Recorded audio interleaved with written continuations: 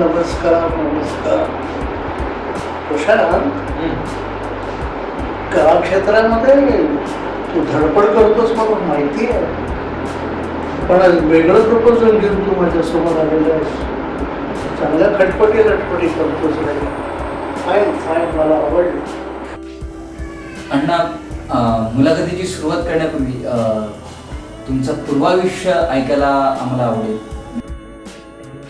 काय आहे मित्रांनो, आज 50 वर्षाहून अधिक काळ मी या कला क्षेत्रात काम करतोय. सिनेमा जेव्हा ब्लॅक अँड व्हाईट होता, म्हणजे त्याला आम्ही कृष्ण धवल असं म्हणायचो, तेव्हापासून मी या कला क्षेत्रात चित्रपटातून नाटकातून मी काम करतोय. गंमत अशी आहे, मी असं काही ठरवलं होतं का की कला क्षेत्रातच काम करायचं? नाही मित्र, नाही. डोक्यात माझ्या विचार सुद्धा नव्हता. मग मी काय ठरवलं होतं? शाळा शिकत असताना, साधारण 9व्या इयत्ते मध्ये असताना, माझ्या वाचनामध्ये सावरकरांचं लिखाण आलं. तात्याराव सावरकर, स्वातंत्र्यवीर सावरकर, त्यांनी लिहिलेलं, त्यांच्याबद्दल इतरांनी लिहिलेलं लिखाण 9व्या इयत्तेत असताना मी झपाटल्यासारखं वाचून काढलेलं आहे. आणि मी सावरकरांच्या प्रेमात नाही, मी त्यांचा भक्त झालेलो आहे. तात्यारावांनी त्यांच्या एका लेखामध्ये एक उल्लेख केलेला आहे, एक अपेक्षा व्यक्त केलेली आहे. त्यांनी असं म्हटलं होतं, मित्रांनो, देशाचं संरक्षण करायचं असेल, देशाचं संरक्षण करायचं असेल तर घरटी एका तरी तरुणानं सैन्यात भरती व्हायला पाहिजे. सावरकरांसारखं व्यक्तिमत्व असं आवाहन करतंय, हे वाचल्यानंतर माझ्यासारखा भक्त भारावून गेला. आणि लक्षात ठेवा मित्रांनो, मी शाळा सोडली, शिक्षण सोडलं आणि भारतीय नौदलामध्ये विशाखापट्टणमला गेलो. INS सरकारमध्ये मी सामील झालो. त्या महाकाय बोटी, तो अथांग समुद्र भारावून गेलो. देशाची सेवा करायला मिळेल, देशाचं रक्षण करण्यामध्ये आपलाही सहभाग असेल, या आनंदात मी होतो. पण जे ठरवलं तसं होत नसतं रे, असा माझा तरी अनुभव आहे. काय झालं, विशाखापट्टणमला गेल्याबरोबर ज्या सगळ्या ग्रुप बरोबर मी गेलो होतो, त्या सगळ्यांना एका बाजूला घेतलं आणि पुन्हा मेडिकल घेतलं. इथं सगळे मेडिकल वगैरे पास होऊन गेलो होतो पुण्यातून, पण विशाखापट्टणमला गेल्यानंतर पुन्हा जेव्हा मेडिकल घेतली तेव्हा मला खड्यासारखा बाजूला काढला आणि मला म्हणाले, जा हॉस्पिटलमध्ये. आई, हो म्हटलं, मला काय झालंय?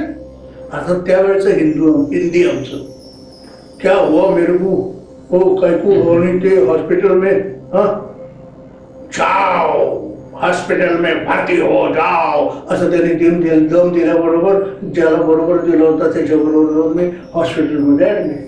हो, मला काय झालेलं? क्या हो मैडम, हो भाई, क्या हुआ मेरे को, काय को इधर हॉस्पिटल? काय सांगा हो मला? आजही मला आश्चर्य वाटतं, हसूही येतं.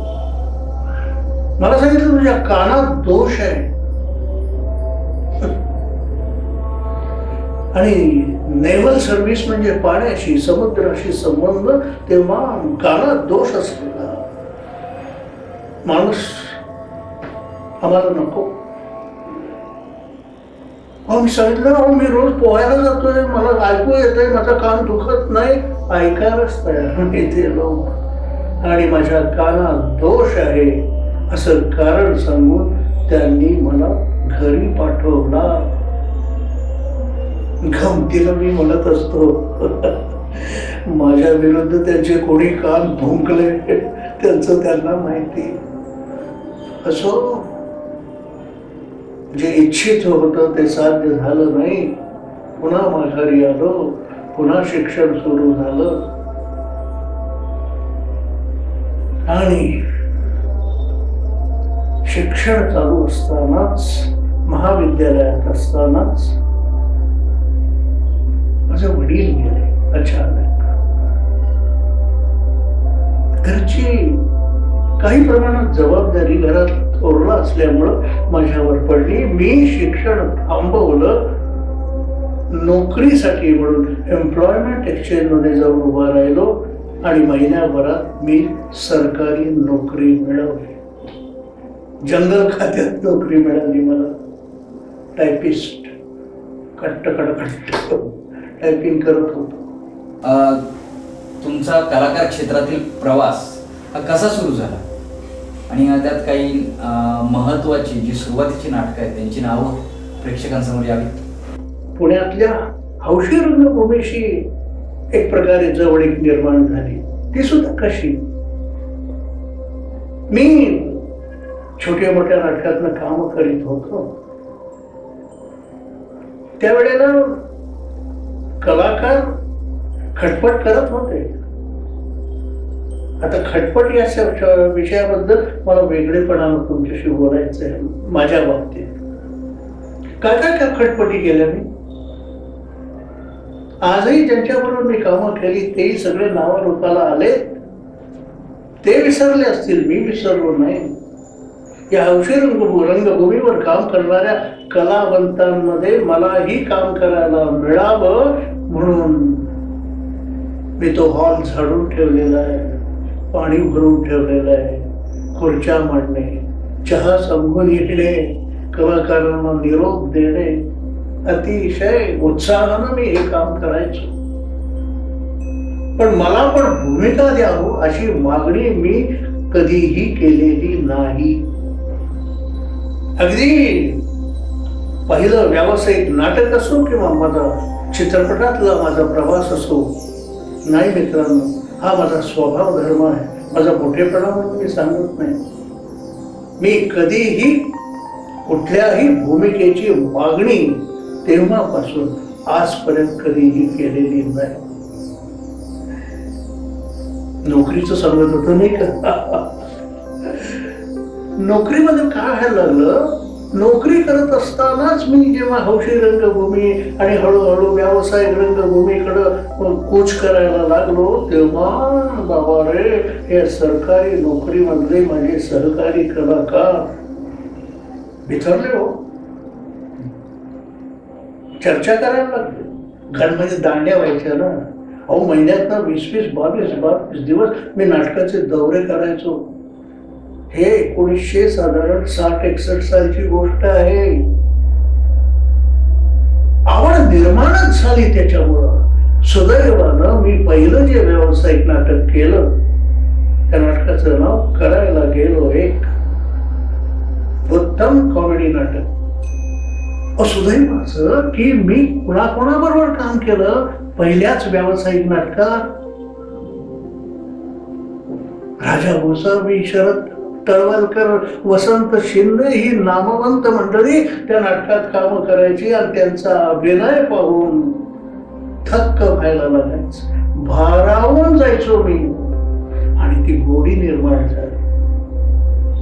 आणि सरकारी नोकरीतली गोडी हळूहळू कमी व्हायला लागली. त्यालाही कारणच तसं ना. ते मी दांड्या मारत होतो ही गोष्ट कबूल, मान्य आहे मला. पण व्हायचं काय, जो मला एक अधिकारी होता तो हेड क्लार्क होता. माझ्या आधी जन्माला आला म्हणून तो नोकरीला लागला. माझ्या आधी बरीच वर्ष त्यांनी नोकरी केली म्हणून तो अधिकारी झाला. शिक्षण म्हणावं तर माझ्या इतकंच त्याचं शिक्षण. पण बॉसिंग ज्याला म्हणतात तिथे सुरू झालं. त्यांनी बॉसिंग सुरू केलं. बाकीच्या सगळ्या क्लार्क मंडळींच्या समोर त्यांनी मला चक्क रागवायला सुरुवात केलं. मोठमोठ्या आवाजात, काय दांड्या मारता तुम्ही? हे सरकारी नोकरी करताना, पगार घेताना? नाही मित्रांनो, नाही. हे बॉसिंग मला जमत नाही, आवडत नाही. कुणी मला केलेलं बॉसिंग चालत नाही. मी कुणालाही बॉसिंग करत नाही. हा माझा स्वभाव. इकडं त्या बॉसिंगलाही कंटाळलं होतं, इकडं नाटकाची गोडी वाढली होती. मग काय हो, बेफाम झालेलं मन माझं एका क्षणाला निर्णय घेतला, सोडली नोकरी, दिला राजीनामा आणि पूर्णपणे व्यावसायिक कलाकार म्हणून साधारण 64-65 मध्ये 1964-65 मध्ये माझ्या कला प्रवासाला सुरुवात झाली. अशी आहे ही सगळी सुरुवात. अण्णा, तुम्ही तुमचं पूर्वायुष्य आणि कला क्षेत्राचा सुरू झालेला प्रवास म्हणजे ती जडणघडण तुम्ही आमच्या प्रेक्षकांसमोर मांडलीच. मुळात अण्णा मला असं विचारायचं की तुम्ही जी कारकीर्द घडवली ती केवळ अभिनयाच्या जीवावर. मुळात अभिनेता तुम्ही कसे झालात, त्यासाठी काय केलं हे थोडक्यात तुम्ही सांगितलेलंच आहे. पण मुळात मला हे म्हणायचं की अभिनय म्हणजे नेमका काय, तो चित्रपटातला असू दे अथवा नाटकातला असू दे. आमच्या रसिक प्रेक्षकांना नाटक आणि चित्रपट याच्यातला अभिनयातला एक जो अंतर आहे ते कळायला हवं. आणि अभिनय काय हे प्रशांत, हा प्रश्न मला अनेक ठिकाणी विचारण्यात येतो. मीच जेव्हा हा प्रश्न उपस्थित करतो की बाबा रे अभिनय म्हणजे काय, शाळा कॉलेज महाविद्यालय म्हणा किंवा हे तुमचं काय ते नाटकाचं शिबिर जे भरवतात, मग कधी उद्घाटनाला बोलवतात, कधी काहीतरी ते बक्षिसं द्यायची म्हणून बोलवतात, त्यावेळेला हा प्रश्न मी स्वतः सगळ्यांना विचारतो. बाबा रे, नाटकामध्ये प्रेक्षकांसमोर अभिनय करणं, चित्रपटासाठी कॅमेरा समोर अभिनय करणं म्हणजे काय? म्हणजे अभिनय करणं म्हणजे काय सांगा. असं म्हटलं की बराच वेळ लोक गंभीर होतात. अरे बोला ना, तुम्ही काहीतरी मला उत्तर दिलं पाहिजे म्हटल्यानंतर एक एक जण उत्तर देतो. फार फार प्रशांत तुला सांगतो, गैरसमज आहेत या मुलांचे, विशेषतः अलीकडच्या पिढीतल्या मुलांचे गैरसमज आहे. काय काय उत्तर मिळतात माहिती? अभिनय करायचा म्हणजे ते जे काही संवाद असतात त्याच्याशी एकरूप व्हायचं, बर भूमिकेमध्ये शिरायचं, काय प्रवेश करायचा. हे सगळं ऐकल्यानंतर मी जेव्हा सांगतो अतिशय चुकीचं बोलताय तुम्ही, तेव्हा सुद्धा मला असं ऐकायला मिळालं, बरोबर आहे, यांना संधी मिळाली, हे आम्हाला नावं ठेवणार. हेही मी केलं आणि त्यांना सांगितलं, बाबा रे हे सगळं तुम्ही चुकीचं बोलताय. कसला परकाया प्रवेश, वेडेपणा आहे. भूमिकेमध्ये झोकून द्यायचं वेडेपणा आहे. बाबा रे, याच माझ्या दृष्टीनं थोडक्यात उत्तर असं आहे, अभिनय म्हणजे काय. मी नेहमी सांगत असतो, अभिनय करणं म्हणजे खरं वाटेल इतपत खोटं करणं. याचं मी उदाहरणही देतो. हे घडलेलं आहे. पुण्याच्या भरतनाट्य मंदिरामध्ये, आमच्या पुण्याजवळच्या राजगुरू नगर का काय अशा ठिकाणाहून काही हौशी ग्रुप आले. त्यांच्या गावामध्ये जत्रेमध्ये त्यांनी नाटक खूप गाजवलं अशी चर्चा झाली आणि त्या पोरांना इच्छा झाली पुण्यातल्या प्रेक्षकांसमोर आपण नाटक करायचं. ते लोक आले पुण्यामध्ये भरतनाट्य मंदिरात, त्यांनी प्रयोग केला. ग्रामीण नाटक, विषय चांगला होता. भावाभावातली भांडणं, त्यांची भांडणं लावून देणारा कोण खलनायक काय वगैरे. आणि शेवटी एका प्रसंगामध्ये असं होतं प्रशांत की दोघं भांडायला उठतात. शिवीगाळ तर होतेच, पण एक जण कोराड घेऊन येतो, एक जण आणि काहीतरी शस्त्र घेऊन येतो. सांगितलं होतं ना, खरं वाटेल इतपत खोटं. पण नाही हो, हे दोन्ही कलाकार इतके रममाण झाले त्या भूमिकेमध्ये, आणि दुर्दैवानच म्हणेन मी, खरी कुऱ्हाड घेऊन आला हो, खरी तळपती कुऱ्हाड. आणि एका प्रसंगात त्यांनी उगारली आणि फोडलो डोकं त्या समोरच्या कलाकाराचं. काय झालं,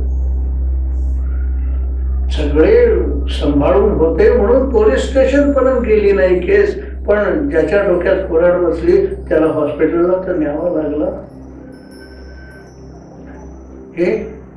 हा अभिनय, हा परकाया प्रवेश.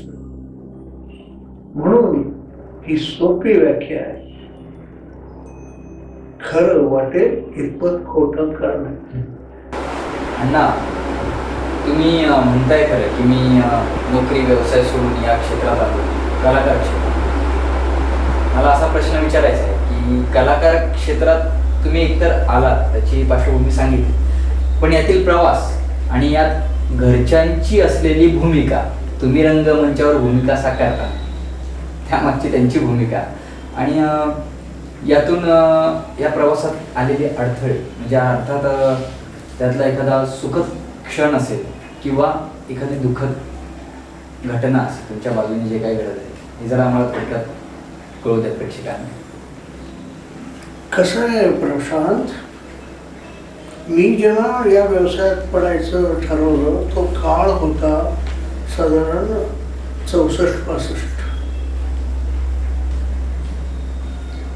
साधारण लोकांचं एक मनोवृत्तीच अशी होती त्या काळामध्ये की बाबा नोकरी आहे ना, वा, त्यातून सरकारी नोकरी, वा वा वा.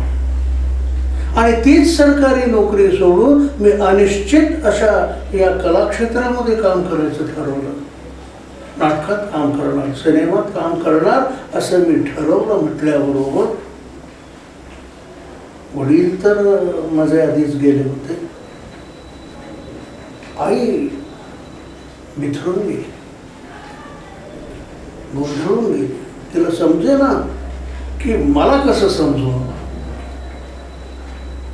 हा करतोय ते योग्य की अयोग्य याचं उत्तर तिच्यापाशी नव्हतं, माझ्यापाशी नव्हतं, कारण मी पछाडून गेलो होतो. बस हे नोकरी विक्रीच्या भानगडीत पडायचं नाही, करेन तर मी कलाक्षेत्रातच, नाटकात आणि चित्रपटातच काम करेन. पण व्यवसाय अनिश्चित. ती मला समजून सांगितली. माझी आई मला नेहमी म्हणायची, नाही रे बाबा, हे तू फार चांगलं नाहीये करत आहेस, आज तुझं लग्नाचं वय आहे, मुली सांगून यायला लागलं, तू नोकरी सोडून हे करायचं म्हणतो. काय करतो मुलगा म्हणून विचारलं तर काय सांगू, नाटकात काम करतो म्हणून सांगू, सिनेमात काम करणार आहे म्हणून सांगू, कोण मुलगी देतं. नको रे, असं करू नको रे राजा, तू वाईट, हा व्यवसाय वाईट आहे रे, व्यसनी होता, नादिष्ट होता, वाह्यातपणे वागायला लागतात रे. अशी खूप उदाहरणं ऐकलेली आहेत आम्ही. तूही तशाच पद्धतीनं नको रे जाऊस. आईची काळजी योग्य होती, तिचं म्हणणं चुकीचं नव्हतं.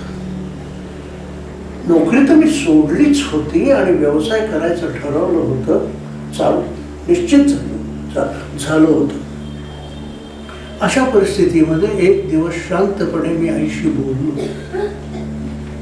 आईला मी सांगितलं, तुझं म्हणणं बरोबर आहे आई, पण मी तुला शब्द देतो, एक वेळ या कला प्रवासात मी नावारूपाला आलो नाही तरी चालेल, पण बदनाम होऊन कुळाला भटका लागेल असं मी वागणार नाही. मी काळजी घेईन, तू काळजी करू नकोस, पण माझ्या आवडीचा व्यवसाय ज्यात मला गोडी निर्माण झाली तो मला करून द्यायला तू परवानगी द्यावीस. बघ म्हणली, तुला योग्य वाटतंय तसं कर. म्हणणं बरोबर होतं, कारण वाहवत गेलेली झालेली किती कलाकार होते मलाही माहिती आहे, तिच्याही होतं, त्यामुळे ती घाबरली, निधा झालं तिचं. आणि मी तिला शब्द दिला, मान्य, आणि कला क्षेत्रातला प्रवास सुरू झाला.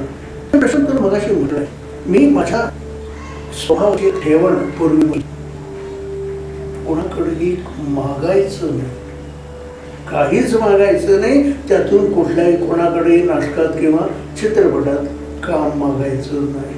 माझ्या कला गुणांबद्दल मला खात्री आहे. तुम्हाला खात्री असेल तर मला बोलवा, मला भूमिका द्या. आणि सुदैवानं तसं घडत गेलं. माझं पहिलं व्यावसायिक नाटक, त्या नाटकाचे लेखक दिग्दर्शक निर्माते बाबूराव गोखले करायला गेलो एक नाटकात. त्यांनी मला बोलवून घेतलं. त्यांनी एक हौशी रंगभूमीवरचं नाटक माझं पाहिलं. ते खुश झाले, आत येऊन भेटले. मला छान काम करता तुम्ही. मला म्हणले आमच्या कंपनीत येणार का? आता मी इतका बुद्धू त्यावेळेला, कंपनीत येणार का म्हटल्यानंतर मला वाटलं पिंपरी चिंचवडला यांची कुठलं तरी कंपनी आहे आणि आपल्याला परत नोकरी मिळणार. हो येतो की म्हटलं मी. ते गेले आणि मला माहीत नव्हतं हे बाबूराव गोखले यांची नाटक कंपनी आहे. खरंच माहीत नव्हतं मला. मी बाकीच्या माझ्या सहकारी कलाकारांना विचारलं, कोण आता आले? सगळ्यांना आश्चर्य वाटलं. म्हणजे बा हे तुला माहीत नाही? अरे पुण्यातले केवढे मोठे निर्माते बाबूराव गोखले यांची कंपनी, यांची अमुक नाटकं तमुक नाटकं. विषय झाला. बाबूराव त्यांच्या घरी, मी माझ्या घरी.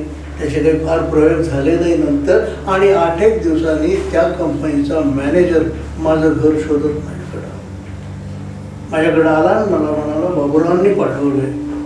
हां बाबूराव गोखले ते परवा नाटक पाहिलं तू? हां बरं बरं. त्यांनी हे पुस्तक पाठवलंय आणि तुम्हाला वाचायला सांगितलंय आणि 2 दिवसांनी येतील ते दौऱ्यावरनं. त्यावेळेला सकाळी 10 वाजता तुम्हाला वगैरे वगैरे, तेव्हा तुमच्याशी चर्चा करतील. प्रशांत कशी अवस्था होती माहिती आहे तुला? गेलो मी 2 दिवसांनी. यातली तुम्ही अमुक भूमिका करायची. तुम्हाला आम्ही फक्त 20 रुपये मानधन देऊ. स्पष्टपणे सगळं चाललेलं आहे. नाटकाची रिहर्सल मिळणार नाही. 8 दिवसाचा अवधी आहे. एकदा प्रयोग पाहायला मिळेल, त्याचा पास मिळेल. पुन्हा प्रयोग पाहायचा असेल तर तुम्हाला तिकीट काढावं लागेल. हे घडलेलं आहे माझ्या बाबतीमध्ये. ठीक आहे, पुस्तक घेतलं मी. आणि मित्रमंडळी सगळी अशी पछाडलेलीच होती ना, हौशी जरी असलो तरी. आज नावारूपाला आलेले सगळे त्यावेळेचे आम्ही सगळे तरुण. तू नावं ऐकली असशील. आमचा रमाकांत कवठेकर, दिग्दर्शक लेखक. देबू देवधर नाव ऐकलंय ना, कॅमेरामन. त्याचं नाव बाळ देवधर. असे आम्ही बरेच पछाडलेले, वेळ लागलेले एकत्र आलो होतो. या बाळ देवधरला मी धरला. हे बाळ म्हटलं असं असं नाटकात का मिळाले, जरा माझं पाठांतर बघ ना बरोबर. ते गमतीने असा खुर्ची टाकून बघायचा. हा मान, हा प्रवेश म्हणून दाखव तो. आणि चोख पाठांतर. तालीम नाही. पहिला प्रयोग भरतनाट्य मंदिरमध्ये केला. बेंचो, सुदैवानं बेंचो. शरद तळवलकर त्यावेळी काम करत होते आणि ते बाबूरावांना म्हणाले, त्यांनी स्वतः ती भूमिका केली होती. त्यानंतर राजा वसाव्यांनी केली. मला वाटतं वसंत शिंदेंनी पण केली. पण शरद तळवलकरांनी बाबूरावांना असं सांगितलं, या नाटकामध्ये ही भूमिका करायला योग्य कलाकार तुला मिळाला. सर्टिफिकेट आहे होते.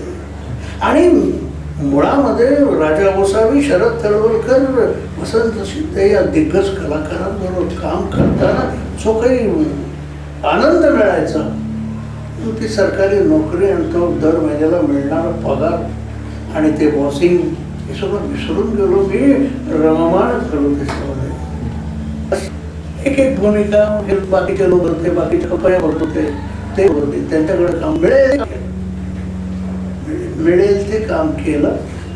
काम करत गेलो. सातत्य नाही रे या व्यवसायात. सुरू झालं म्हणजे बस झालं, वर्षानुवर्ष कमाई होती नाही. खात्री नाही ना, एखादं नाटक चालेलच याची खात्री नाही. बेकारी याची, काम नाही.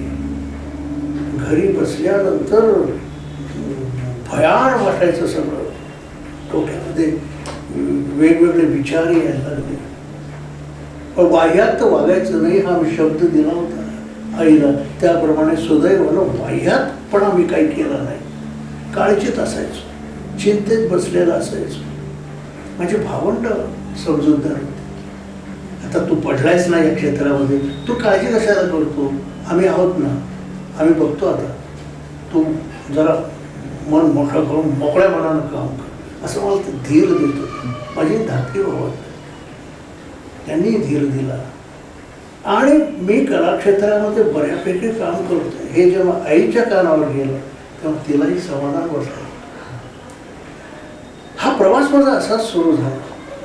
पुण्यातली अनेक नाटकं काय, लोकनाट्य काय, तमाशे काय चालले होते.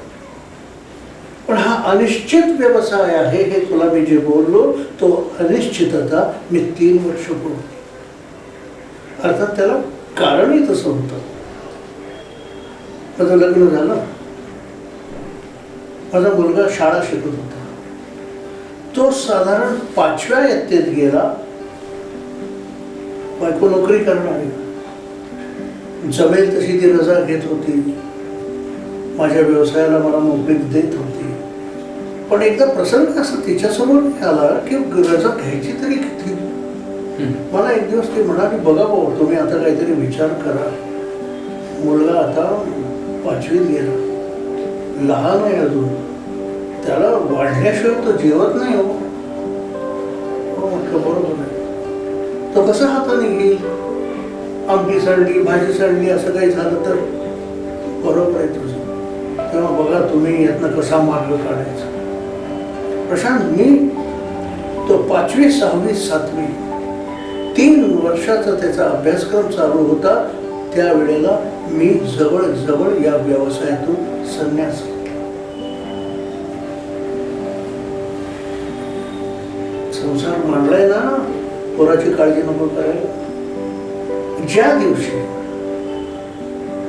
पोराला समज आली, झाकून ठेवलेलं शांतपणे तो वाढून घेऊ लागला, आपल्या हाताने जेवून घ्यायला लागला, आवरून ठेवायला लागला, त्याचा तो अभ्यास करायला लागला. एवढी समज माझ्या पोराला जेव्हा आली, हे जेव्हा बायकोच्या लक्षात आलं, तेव्हा ती म्हणाली,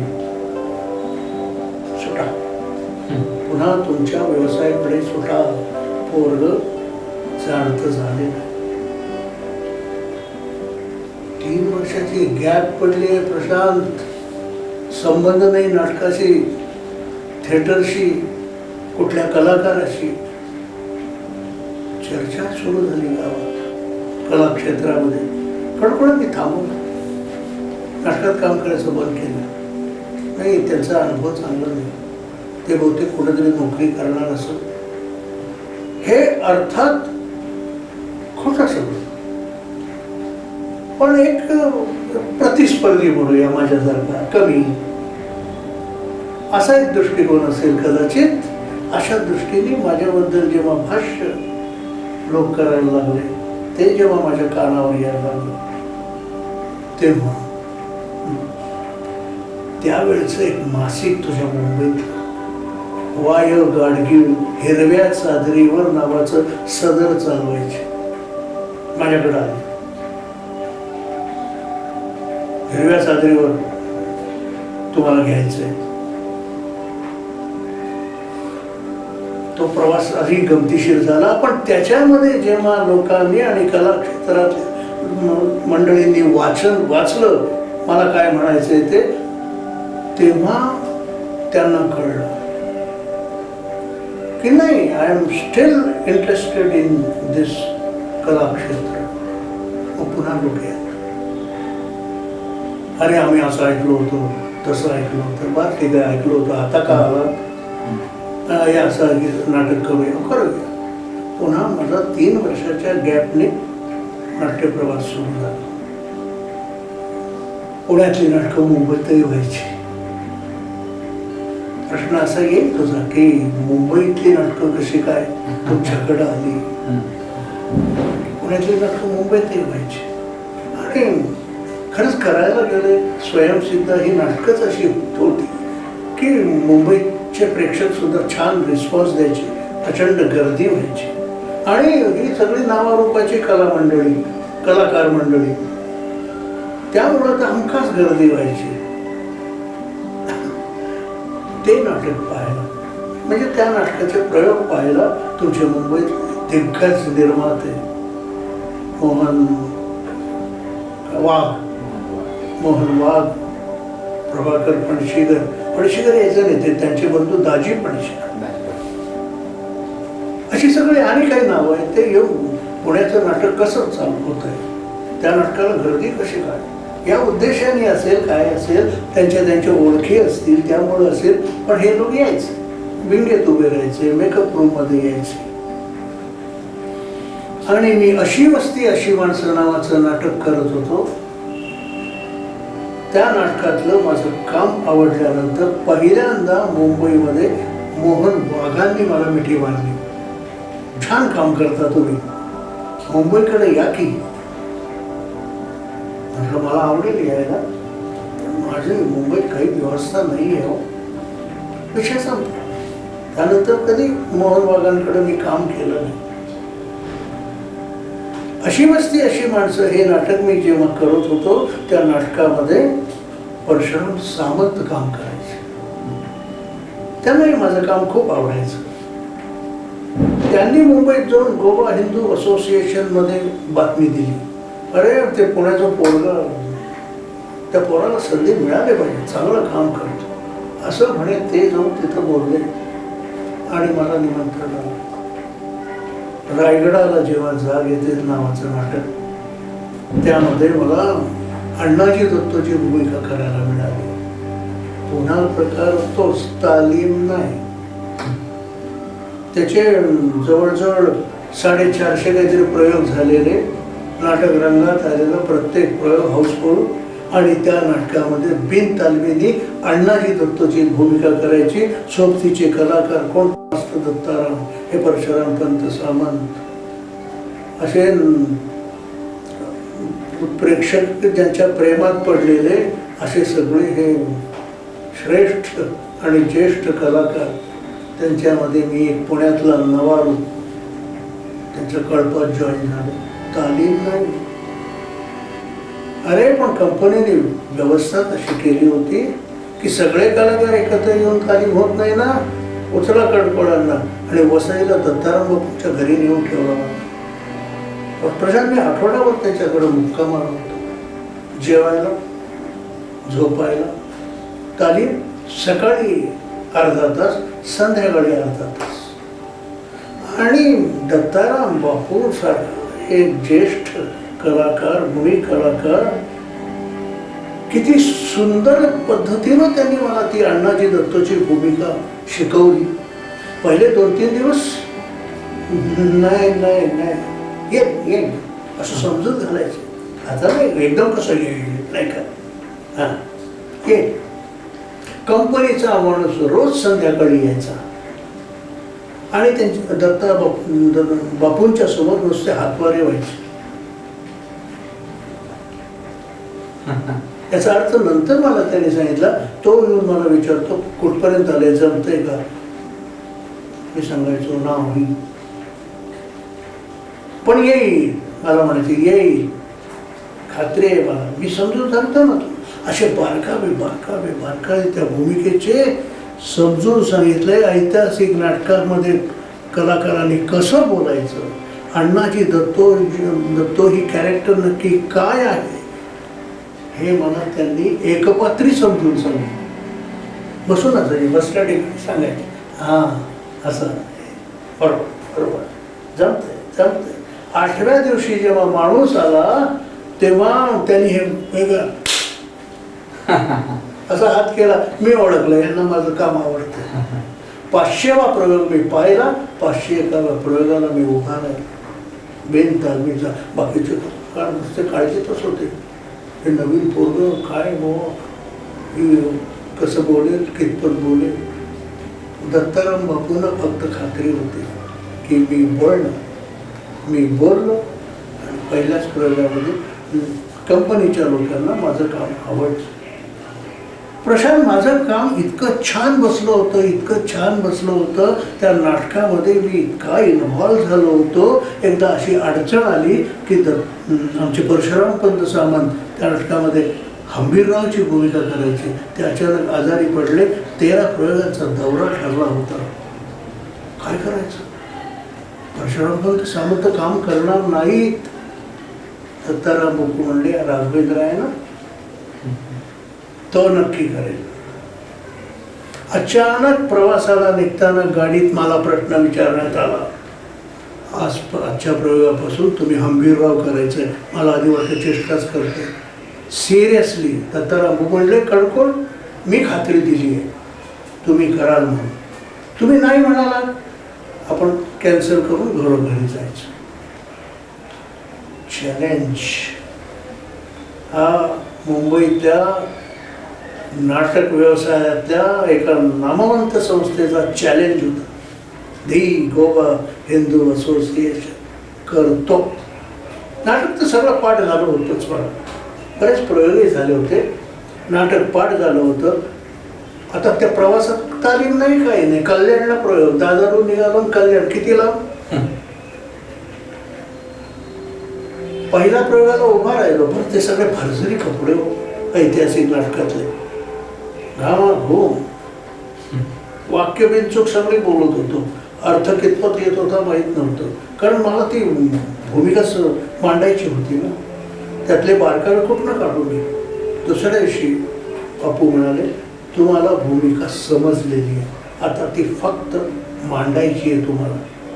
पहिल्या प्रयोगामध्ये ते भरजारी कपड्यामध्ये तुम्ही घामाघूम झालेले दिसत होता. मला चिडून नाही बोलले, हसत हसत बोलले, पण समजून सांगत होते. हे कुठंतरी मला भावलं. आणि दुसऱ्या दिवशी त्याच्यानंतर माझ्या पाठीमागं हंबीररावची भूमिका जवळजवळ 50 प्रयोग. परशुराम पंत सामंत म्हणले, काय आम्हाला काय घरी बसवता का? म्हटलं नाही हो, तुमच्यामुळे तुम्ही कंपनीत आलो. तुम्हाला कसं छान एक उत्तम नाटक मिळणं, उत्तम कलाकार मिळणं, समजदार दिग्दर्शक हे नशिबात लागतं. आणि ते मला मिळालं, त्याचा मी उपयोग करून घेतला. तेच नाटक शिवाजी मंदिरात मी करत असताना एक दिवस ते एक दाढीदारी ग्रस्त आहे, इंटरव्ह्यूला आत आले. हे बा मी गाडी असं, तुमचं नाटक झालं ना की याच मजल्यावरती नाट्य संपदाचं ऑफिस आहे, प्रभाकर पडशीकरांना तुम्हाला भेटायचंय, थोडं वेळ येऊन जा. ही सगळी नावं मी ऐकून होतं रे. परशुराम पंत सामंत काय किंवा हे आमचे दत्ताराम बापू काय, यांचा अनुभव तरी मी घेतला. पण हे गाजलेलं नाव आहे हो, प्रभाकर पडशीकर यांनी बोलवलं. नक्की त्यांच्या नाटकात काम मी करेन का असं काहीतरी असणार. नाटक संपून मी त्याला भेटायला गेलो. आता त्यांनी मला निरोप दिला होता की नाही, नाटक संपल्यानंतर मी यायचं. अर्थात याच्यामध्ये 1 तास 1.5 तास गेला असेल. भयंकर बिझी माणूस, निर्माता प्रभाकर पडशीकर. आता आपल्याला बोलवलं म्हटल्यानंतर मी शोधत आहे, हा नाट्य संपदा केविन प्रभाकर पडशीकर. बोलवलं म्हटल्यानंतर मग नमस्ते, मी आत येऊ का? आता काय चुकीचं बोललो का मी? वाचकन अंगावर आले, कोण आहे? ही काय पद्धत आहे काय? कोणी दार उघडतं राहतं द्यायचं? हे घडलेलं आहे असं का? हा म्हणून असं वसवस. दाजी पडशीकर ज्यांनी मला बोलवलं होतं, त्यांचा तो कामगाम ऐकल्यावर इकडचं मॅनेजर तिकडनं मॅनेजर असे भसाभस आत घुसले. दाजी वडून म्हणले, अरे प्रभाकर असं काय करतो, तूच नाही का निरोप द्यायला सांगितला? चांगलं काम करतात, एकदा बघू दे, मला भेटायचंय. हो का, मी सांगितलं होतं का? बरं बरं, आलायत तर या. आलायत तर या. मोठा माणूस, दिग्गज कलाकार, आता ठीक आहे या म्हटल्यानंतर मी आपल्या समोर जाऊन उभं राहिलो. बसा. ते एवढा मोठ्या कलाकारासमोर मी बसायचं? मी भारावून गेलो होतो. ते सगळं केबिन, तो फोन, ते मांडणी, ती जे काही त्यांना मोमेंट वगैरे मिळालेले त्यांचे फोटो, आणि स्वतः प्रभाकर पणशीकर समोर बसले. बसा म्हटलं तर नाही, मी उभाच राहील. मी उभाच आहे म्हटल्यानंतर त्याने आवाज वाढला, बसा. सोबत ठीक आहे, बसा तर बसा. हां, काय तुमचं नाव? इंटरव्ह्यू. काय तुमचं नाव? कडकोड. हां, कडकोड, राघवेंद्र कडकोड. कडकोड हे काय नाव आहे काय? किती? पणशीकर. ठीक, बोलला मोठा माणूस, ऐकून घेतलं. हां, आमचं दाजी म्हणत होतं ते पुण्याच्या नाटकांमध्ये, पुण्याचे ना? हां, पुण्याच्या नाटकात बऱ्यापैकी काम करता तुम्ही. हो काय त्याला मी उत्तर काय? हो हो, मी एक नाटक पुन्हा ओपन करतोय म्हणले. पूर्वी आम्ही करत होतो ते पुन्हा ओपन करतोय, आणि असं म्हणतायत की त्यातली भूमिका तुम्ही करू शकाल. प्रयत्न करीन. असं करा, ड्रॉवरमधनं पुस्तक काढ, माझ्यासमोर ठेवलं. ते होतं अश्रूंची झाली फुले नावाचं नाटक, आणि मला म्हणाले यातली धर्माप्पा ही भूमिका तुम्ही करायची, अशी आमची इच्छा आहे. जमेल का? करणार का? असं करा. हां, हा प्रवेश वाचा. आता प्रशांत मला सांग, असं मला म्हणाले, आणि ते त्यांच्या कामाला इकडं फोन तिकडं फोन, हा दौरा कॅन्सल करा, विदर्भ दौरा ठरवा वगैरे त्यांच्या उद्योग, कारण मी वाचत होतो. प्रशांत नाटक ऐकलं होतं, पाहिलं तर नव्हतं. जे काही मला वाचायला सांगितलंय तो धर्माप्पा एवढं कळलं, पण त्याची चाचकुळी काय?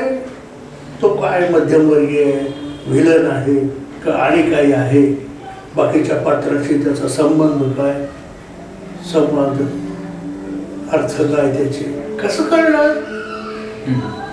एक मात्र त्यांनी इच्छा व्यक्त केली, हा धर्माप्पा म्हणजे आणि त्याचा मुलगा कोटाप्पा ही सगळी कर्नाटकातली माणसं आहेत, तेव्हा त्या ढंगाने ती भूमिका हवी वगैरे अशी एक अपेक्षा त्याने व्यक्त केली होती. मी चाळत होतो, मला काही कळत नव्हतं, मी बंद करून ठेवलं. त्यांच्या जेव्हा लक्षात आलं पणशीकरांच्या, मी वाचत नाही. काय वाचत नाही तुम्ही? माझ्याकडे फालतू वेळ नाहीये. काय काय काय काय काय गप्पा मला बोलवलं काय तुम्हाला?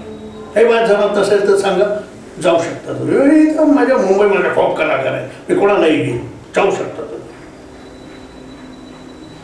तोंडाचा पट्टा सोडलेला बाबांनी, वास वास वास वास अंगावर आल्यासारखं, जसं काही मी त्यांचं देणं लागत होतं.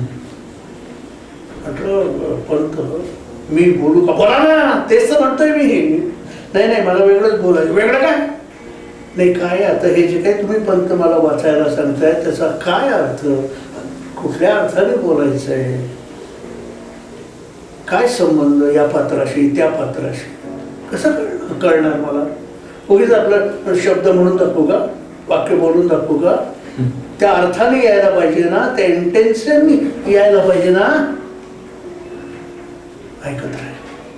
म्हटलं मी असे नाटकातलं वाक्य बिक्य राहू द्या, कर्नाटकातला माणूस मराठी कसं बोलेल याचं मी एक प्रात्यक्षिक दाखवतो तुम्हाला.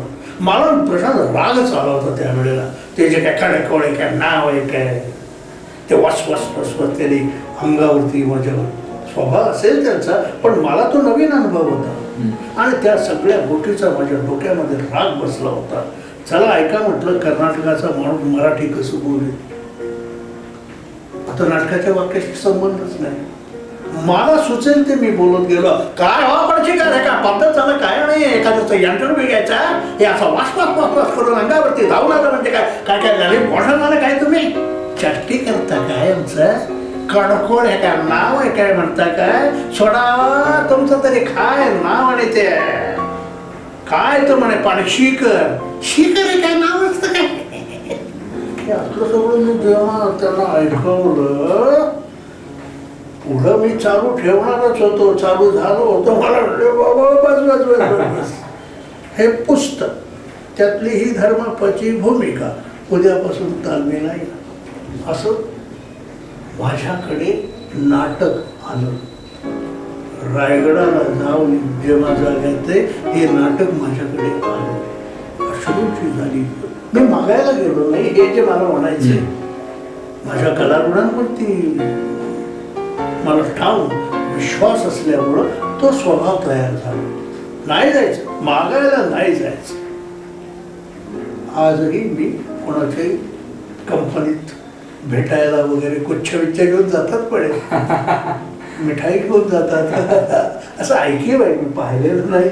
पण ते करायचं नाही असं मी ठरवलेलं, त्याप्रमाणे मी करत नाही. आणि आज 50 वर्षाहून अधिक काळ मी अजूनही, आता सुद्धा तुझी माझी भेट झाली, कालच मी प्रवास करून आलो. धोंडी नावाचा सिनेमा मी करतोय, जरूर बघ. एखादी उत्तम भूमिका मिळावी अशी जेव्हा अपेक्षा असते, तशी भूमिका मला या चित्रपटात मिळाली. अगदी मी इतका खुश आहे धोंडी या चित्रपटात काम करताना. काहीतरी घडेल माझ्या बाबतीत, इतका मी कॉन्फिडंट आहे आणि इतका मी त्या भूमिकेच्या प्रेमात पडलो. दिग्दर्शकही इतका खुश आहे, इतका खुश आहे, तुला खाजगीत म्हणून सांगतो, मला म्हणाला तुमचा पर डे डबल करणार. चल बोल, तुझा विषय बोल. राघवेंद्र कडकोळ हे नाव आताच्या कलाकारांना बरंच भावतं, आवडतं. म्हणजे तरुण कलाकारांना हे आवडतंच आवडतं आणि ही एनर्जी घ्यावीशी वाटते. तर तुम्ही म्हणजे तुमच्या तरुणपणी तुम्हाला कुठले ना कुठले कलाकार आवडले असतील, म्हणजे दिग्गज कलाकार तुम्हाला आवडले असतील, तर त्यांची काही नाव जुन्या पिढीतील, नव्या पिढीतील? आवडते कलाकार मला खरोखरच अतिशय आवडलेले कलाकार बाबूराव पेंढारकर. जुन्या पिढीतली ही माणसं, बाबूराव पेंढारकर, दादा साळवी, त्यावेळचा ग्रामीण चित्रपटातला हिरो आमचा अरुण सरनाईक.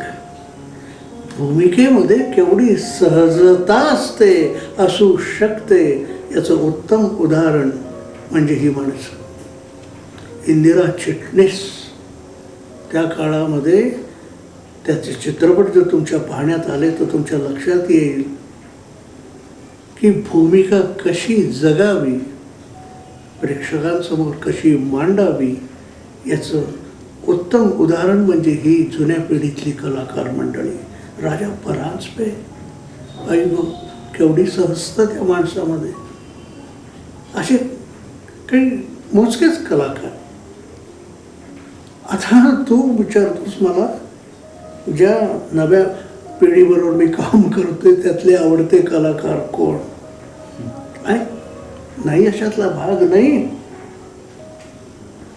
अशोक सराफ नावाचा जो कलावंत आहे, त्या कलावंताबरोबर काम करताना जे मजा येते त्याला तोड नाही. आमचा दिलीप प्रभावळकर, आई आई आई आई, काय व्हरायटी आहे हो या पोराकडं, मानला त्याला.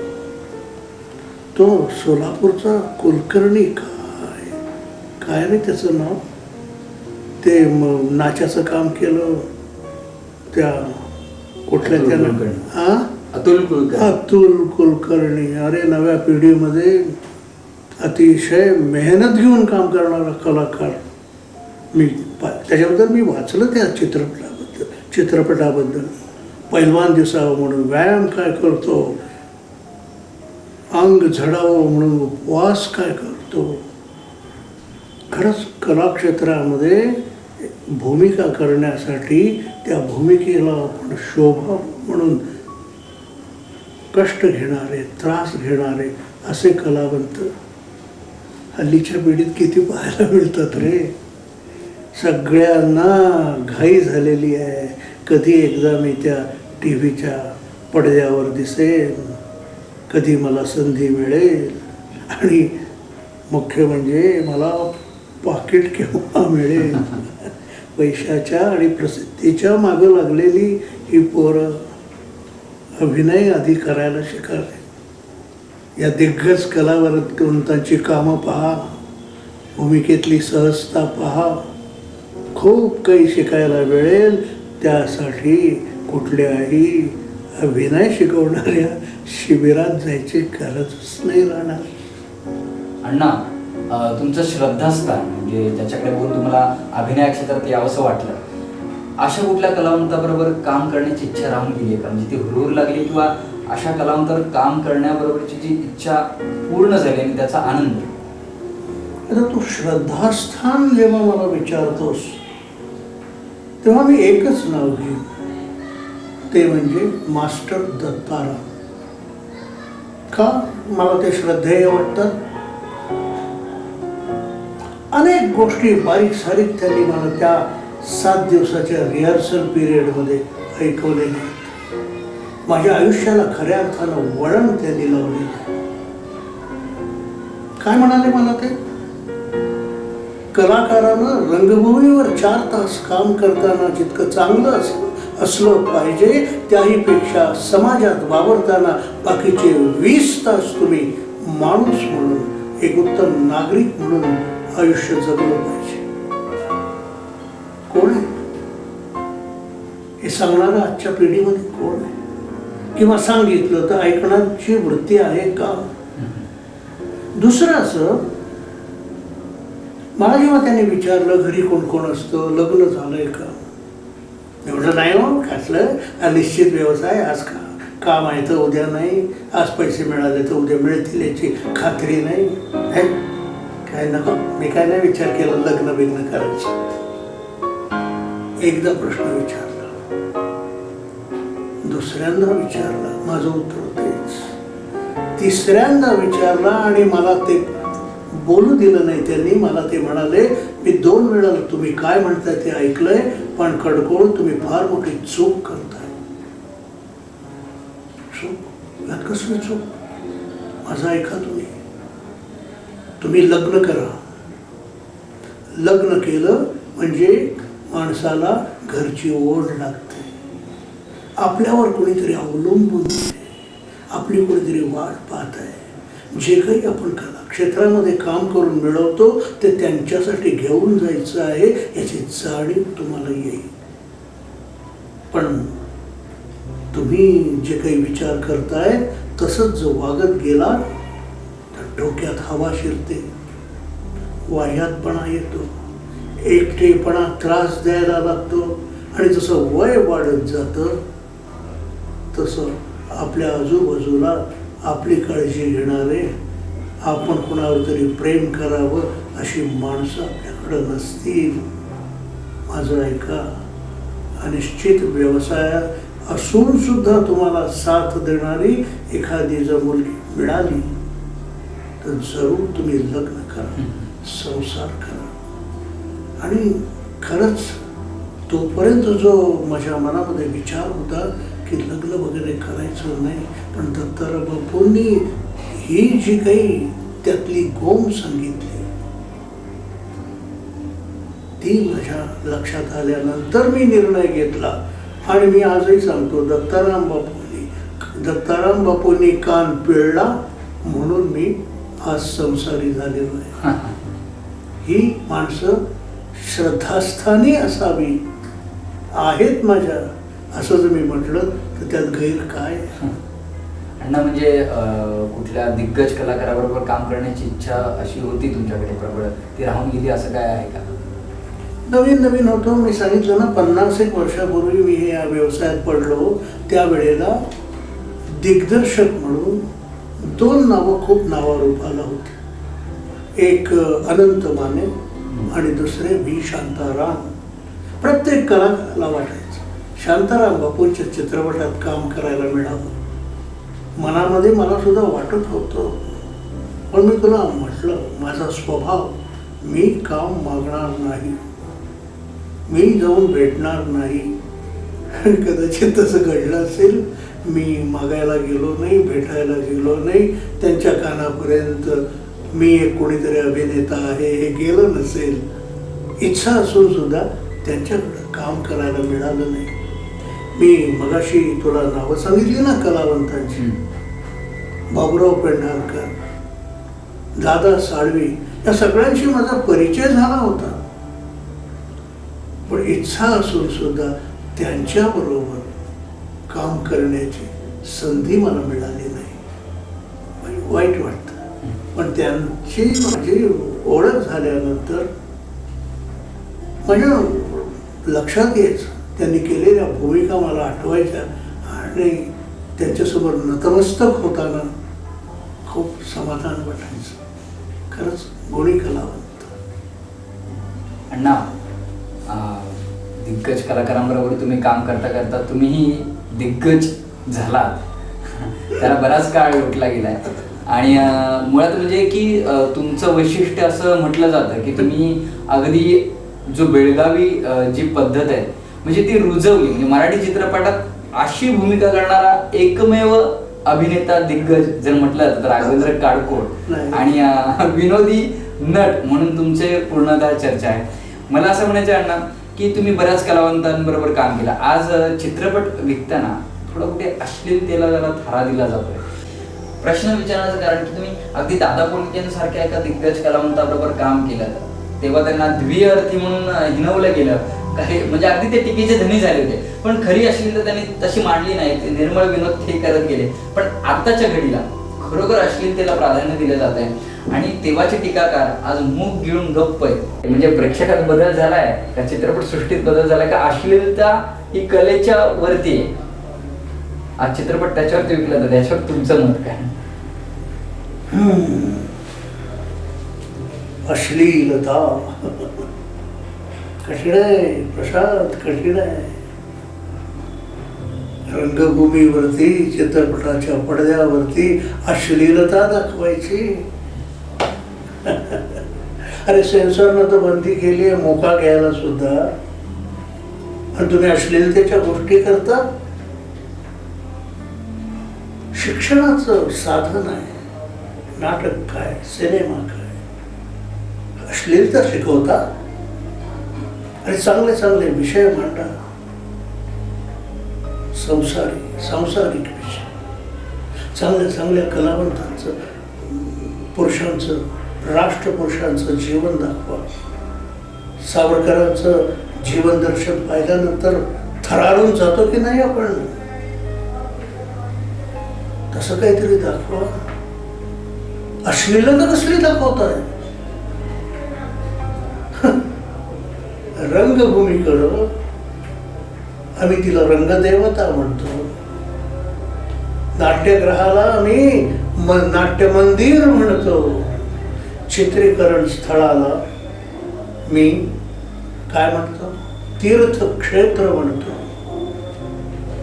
अशा पद्धतीनं नाट्यगृहाकडे, चित्रपट क्षेत्राकडे बघणाऱ्या माझ्यासारख्या माणसाला अश्लीलता, माझ्या वाट्याला जर अशी काही भूमिका आली तर मी हा व्यवसाय सोडेन. किंवा एखाद्या चित्रपटामध्ये असा काही विषय असेल तर तो चित्रपटात मी काम करणार नाही. पावित्र्य राखलं पाहिजे हो, पावित्र्य राखलं पाहिजे. तुम्हाला अश्लीलताच पाहिजे तर मग पहा ना ब्लू फिल्म, पूर्ण अश्लीलता पाहायला मिळेल. त्याचा आनंद तुम्हाला घ्यायचा असेल तर ब्लू फिल्मच पहा. पण आमच्या नाटकाकडे, चित्रपटाकडे अश्लीलता नका नका. अण्णा, महत्वाचं आणि महत्वाचं सगळ्यात तुम्ही इथे सांगितलेलं आहे. मुळात म्हणजे रसिक हो असेही दर्दी कलाकार आजही आपल्या इथे आहे की ज्यांनी सरळ सरळ परखडपणाने सांगितलेले की अश्लीलता असेल तर मी हा व्यवसाय सोडेन. मुळात म्हणजे कलाकार आजचा कलाकार हा पैशाच्या मागे धावतो, पण तेव्हाचे कलाकार हे अभिनय आणि कलेच्या मागे धावणारे त्याचे भोगते होते. अण्णा, महत्वाचं असं आहे की मला विचारायचं आहे की तेव्हाची जी तुम्ही नाटक केले आणि आत्ताची अनुदानासाठी केवळ येणारी नाटकं याच्यात जी तफावत आहे किंवा काय काय म्हणता येईल याला, आणि त्याच्यात एक महत्वाचा मुद्दा असा समोर प्रकर्षाने येतोय की प्रेक्षक आज नाट्यगृहाकडे पाठ वळवत. या समस्येबाबत तुम्ही काय म्हणाल? एक तर जुनी नाटकं, नवीन नाटकांनी प्रेक्षकांनी ठेवलेली पाठ. प्रशांत, तू आमचं अश्रूंची झाली फुले नाटक पाहिलंस का? हो. काय विषय मांडलाय कानिटकरांनी. शिक्षक आणि विद्यार्थी यांची जवळीक, याचं नातेवाईक, बिघडलेला विद्यार्थी चांगला व्हावा म्हणून त्रास करून घेणारा प्राध्यापक.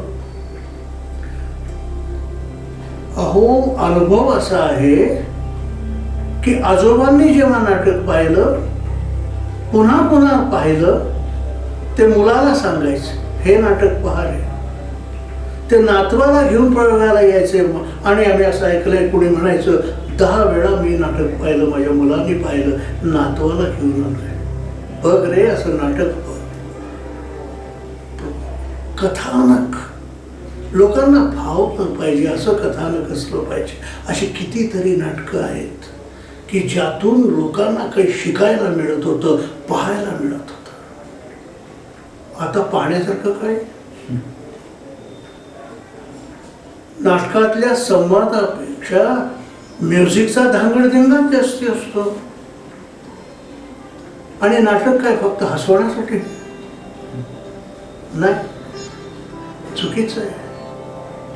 पूर्वीच्या नाटकामध्ये हसवण्याचे सुद्धा प्रसंग होतेच, पण केवळ हसवणं नव्हतं, शिकवण होती. काय दाखवलं गडकऱ्यांनी एकच प्यालामधून? दारू पिणं कसं वाईट आहे हेच शिकवलं. असे विषय मांडा. अर्थात गंमत अशी आहे राजा, यानं लोक सुधारतात या बाबतीतही शंका आहे मला. कारण माझ्या मनात विचार असा येतो प्रशांत, आम्ही ज्ञानेश्वरांवर सिनेमा दाखवला, तुकारामांवर सिनेमा दाखवला, छत्रपती संभाजीराजे, शिवाजीराजे यांच्या जीवनावरचा सुद्धा सिनेमा दाखवला. प्रश्न असा उभा राहतो, त्या अनुषंगाने वागणारे किती लोक तयार झाले? छत्रपतींच्या विचाराने जाणारे, संभाजीराजांच्या त्यांनी जो काही त्याग केला धर्मासाठी, अशा पद्धतीनं त्याग करणारे तरुण निर्माण झाले. किती ज्ञानेश्वर निर्माण झाले रे, किती तुकाराम निर्माण झाले. अपेक्षा करायला हरकत नाही, पण हे घडत नाहीये. आणि त्यातून तुम्ही आता त्या अश्लीलता वगैरे आता जे काही म्हणालास ते तुम्ही दाखवल्यानंतर तरुण पिढीचं काय होईल याची काळजी करायला पाहिजे, काळजी करायला पाहिजे. अण्णा, खरं तर या अराजकतेला तुम्ही जास्त प्रखरपणे स्पष्ट केलेलं आहे. मुळात तरुणांपर्यंत हा संदेश तुमच्यासारख्या ज्येष्ठ कलावंताद्वारे जाणं फार गरजेचं होतं, जे मुलाखतीच्या माध्यमातून साध्य झालेलं आहे.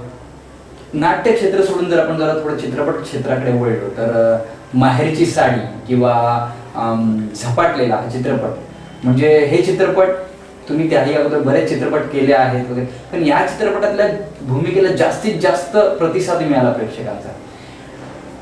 ज्या झपाटलेल्या चित्रपटात तुम्ही बाबा चमत्कारी ही भूमिका जी साकारली होती, त्याच्यामध्ये एक मंत्र होता, ओम भगनी भागोदरी वगैरे.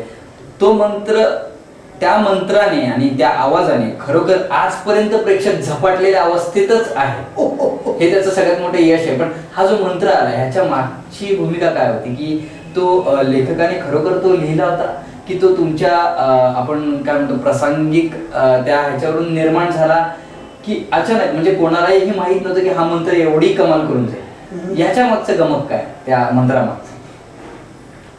खरंच तू म्हणला तसं या मंत्राने बरेच प्रेक्षक झपाटलेले आहेत, विशेषतः लहान मुलं, विद्यार्थी.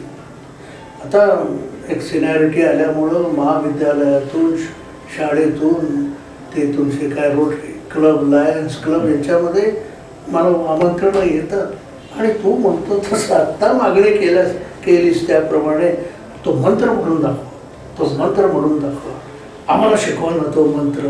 अशा पद्धतीनं लोक पिछा करतात. आणि अनुभव असा आहे की 100 लोक जमले असतील तर त्यातल्या जवळजवळ 80 लोकांना तो मंत्र पाठले. अण्णा, याच्यापेक्षा अजून यश काय म्हणताय? आतापर्यंत विषय चाललेला आहे मंत्र मंत्र मंत्र. मुळात या मंत्राने झपाटलेले लोक आजही आहेत. तर आमच्या रसिक प्रेक्षकांना नक्कीच तो मंत्र ऐकायला आवडेल. तात्या विंचू गुरुमंत्र देणारा बाबा चमत्कारीच्या मुखातून तो अवतरलेला मंत्र आपल्यासमोर अण्णांनी सादर करावा ही विनंती करतो सर्व रसिक प्रेक्षकांतर्फे. कारण अण्णा जर समोर आले, त्यांचं दर्शन झालंय आणि तो जर मंत्र समोर नाही आला तर ती भेट निश्चितच अधुरी राहील आणि आम्हाला हुरहुर लागून राहील. त्यामुळे अण्णा प्लीज तो मंत्र एकदा रसिक प्रेक्षकांचा.